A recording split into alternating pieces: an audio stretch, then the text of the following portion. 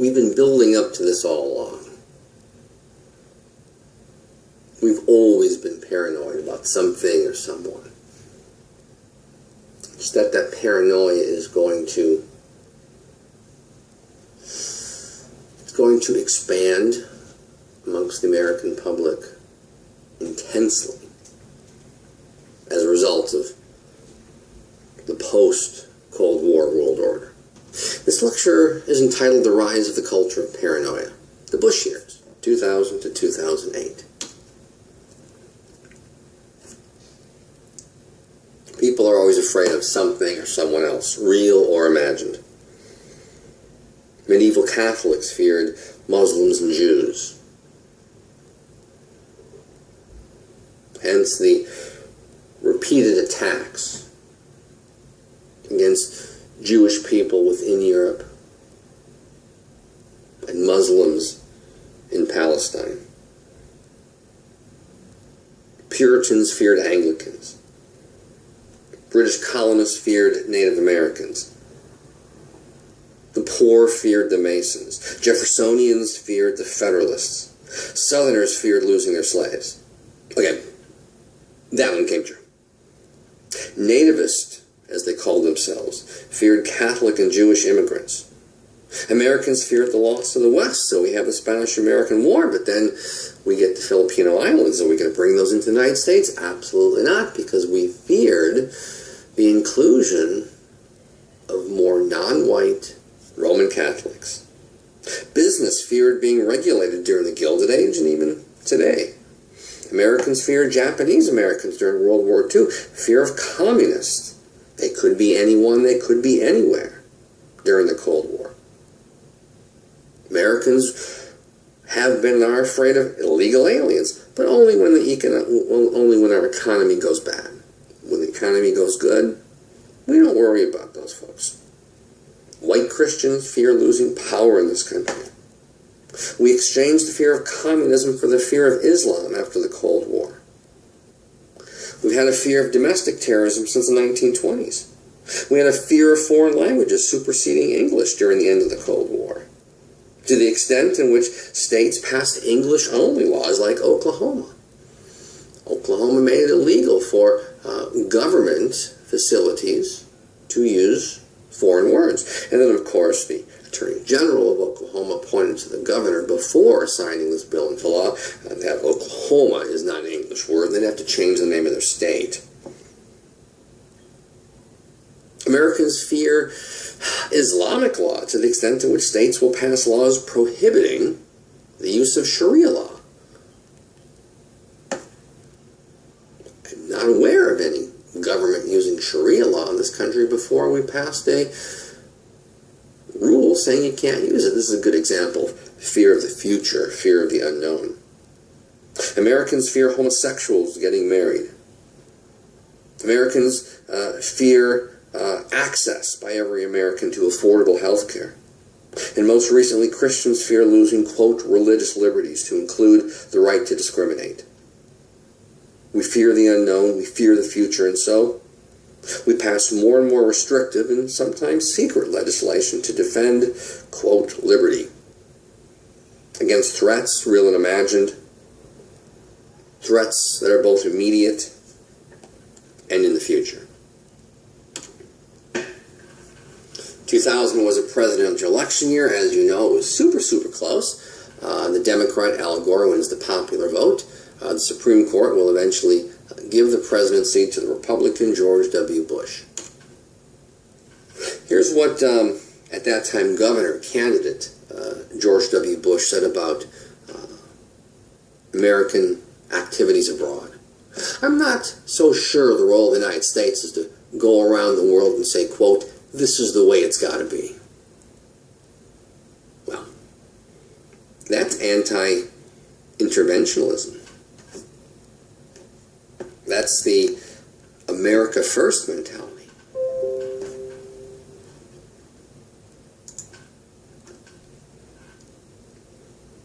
That's the way we felt after World War I. We pulled up the drawbridge and created Fortress America. That's how we felt in the 20s and 30s. There was a movement called the America First movement. during the early years of World War I to keep the U.S. out of Asia, to keep the U.S. out of Europe, to defend America first. We've had that phrase used in the 2016 election by some people running for president. That we should not belong running around the world, fixing the world's problems. Anti-interventionist. We do not lead, or we do not need to lead the world anymore. Let the world take care of themselves. So this anti-interventionist, this America First idea was part of George W. Bush's developing foreign policy ideas during the 2000 election.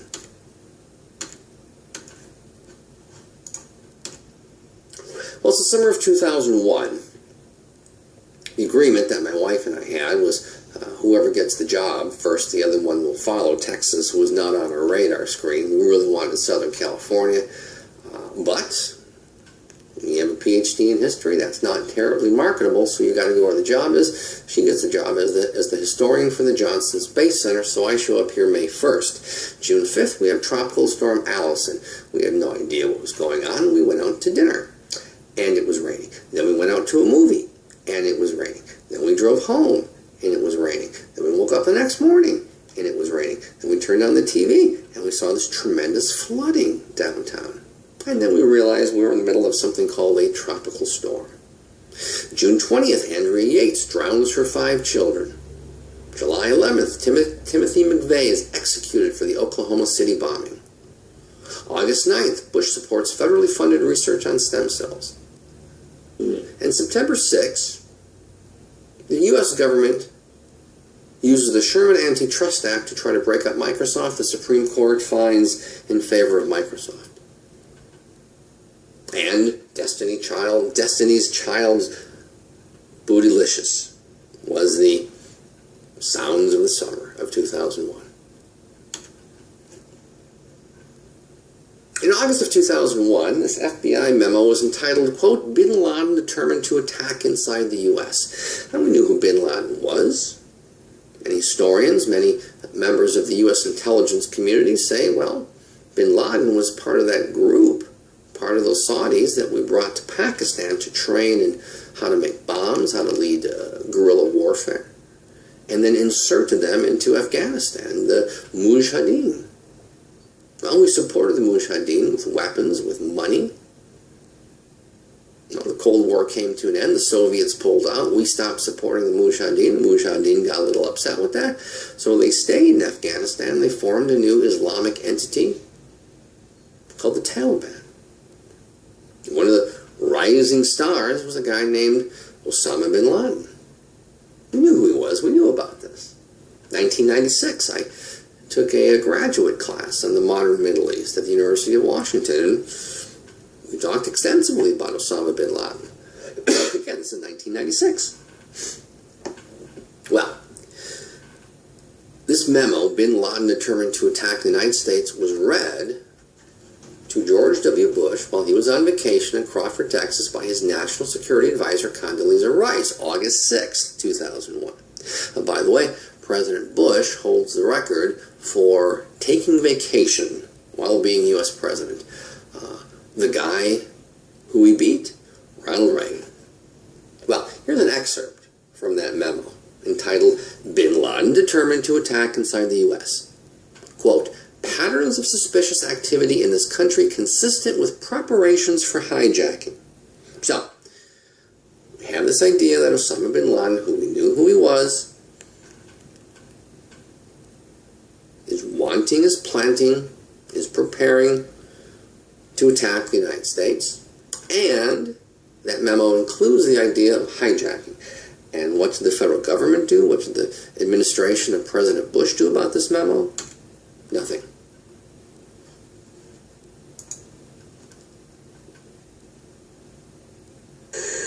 Good morning, America. I'm Charles Gibson. I'm Diane Sawyer, and it's Tuesday, September 11th, 2001.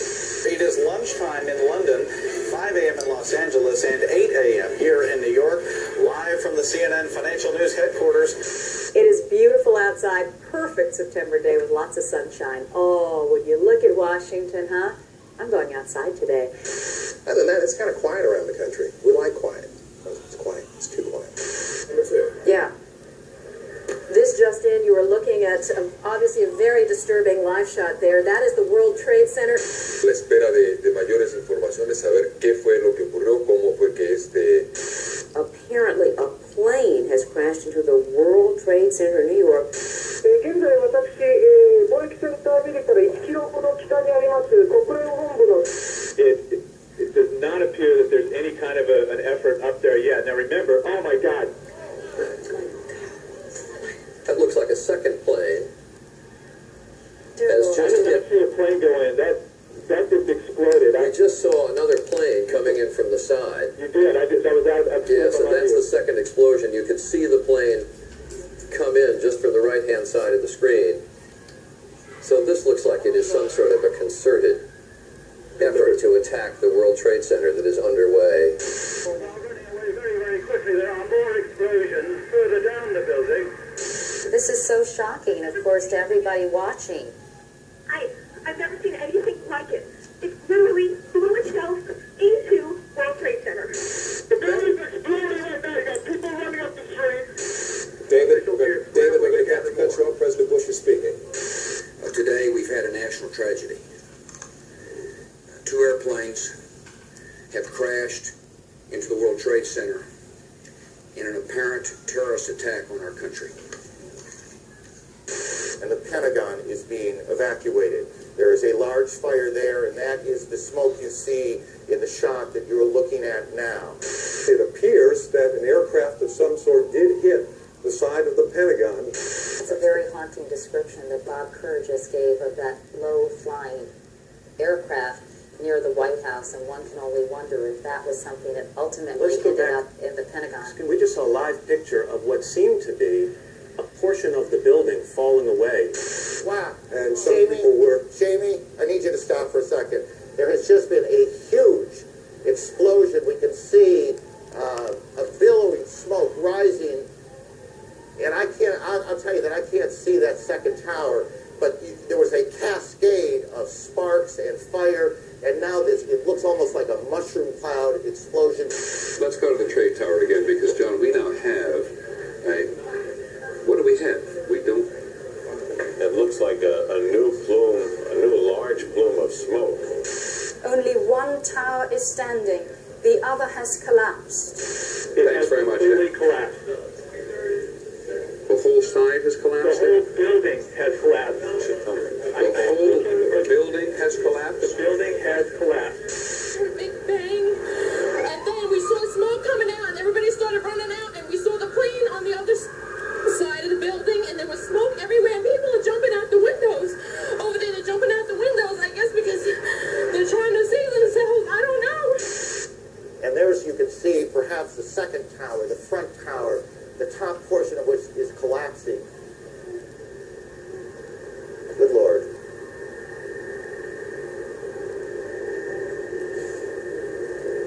There are no words.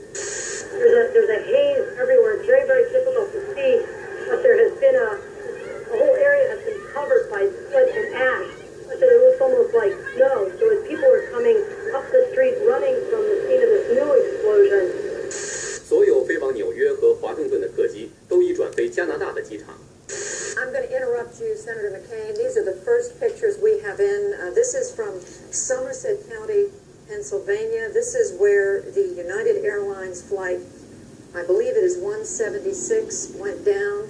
Hillary, I need to interrupt you. This is a Taliban spokesman talking now in Kabul, I believe. Freedom itself was attacked this morning by a faceless coward, and freedom will be defended. قبل دقائق من افتتاح وول ستريت الذي انهار تماما بعد أن التهمته النيران. أول تعليق لمكتب التحقيقات الفيدرالي أشار إلى أن طائرة البوينغ اختطفت من مطار بوسطن.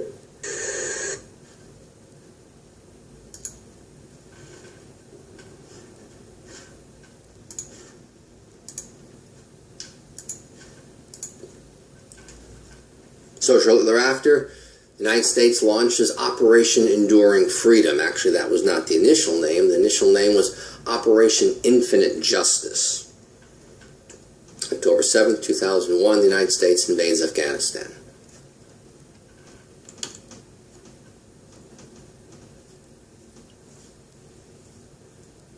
Like during the American Revolution, like during the American Civil War, like during the Spanish-American War, World War I, World War II, Americans fell over each other to enlist, to do what they believed was their duty, to give thanks to every patriot, to every heart and hearthstone who gave their life to establish this company.